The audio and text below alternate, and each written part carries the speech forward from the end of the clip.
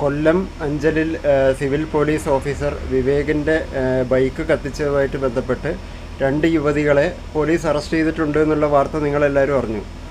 അപ്പോൾ അതിൽ ആരതി എന്നുള്ളൊരു കുട്ടി ഒരു കുട്ടി, അപ്പോൾ ആ കുട്ടിയായിട്ടൊരു വിവാഹ നിശ്ചയം കഴിഞ്ഞ് അതിൽ പിന്മാറിയതാണ് ഈ ഒരു ബൈക്ക് കത്തിക്കുന്നതിലേക്ക് എത്തിയതെന്നാണ് പറയുന്നത്.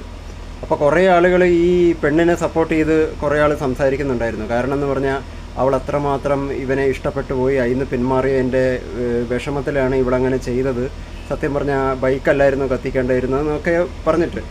അപ്പോൾ ഈ പറയുന്ന ഫെമിനിസ്റ്റുകളും പാവാടകളും എല്ലാം ശരിക്ക് നേരെ തിരിച്ചാണെങ്കിൽ, അപ്പോൾ ഏതെങ്കിലും ഒരു പെണ്ണ് സ്വന്തമായ ഇഷ്ടപ്രകാരം ഒരു വിവാഹത്തിൽ നിന്നോ അതായത് ഒരു പ്രേമത്തിൽ നിന്നോ പിന്മാറി കഴിഞ്ഞു കഴിഞ്ഞാൽ ഹെർ ചോയ്സ്, അവളുടെ ചോയ്സാണ് എന്ന് പറയുന്ന അതേ സമൂഹം തന്നെ ഇവൻ്റെ കാര്യം എത്തുമ്പോൾ, അതായത് ഈ സിവിൽ പോലീസ് ഓഫീസർ ഇയാളൊരു പുരുഷനാണ്, അപ്പോൾ അയാളുടെ കാര്യത്തിലെത്തുമ്പോൾ കുറേ ആൾ അവനെ കൊല്ലണം, അവനെ ജയിലിലാക്കണം എന്നൊക്കെ പറഞ്ഞ് ഇങ്ങനെ പറയുന്നത് സത്യം ഉള്ളത് പറയാടോ, ഡബിൾ ഡാഡി സിൻഡ്രോമാണ്. പലതന്തയ്ക്ക് വരുന്ന പരിപാടിയാണ് കാണിക്കുന്നത്.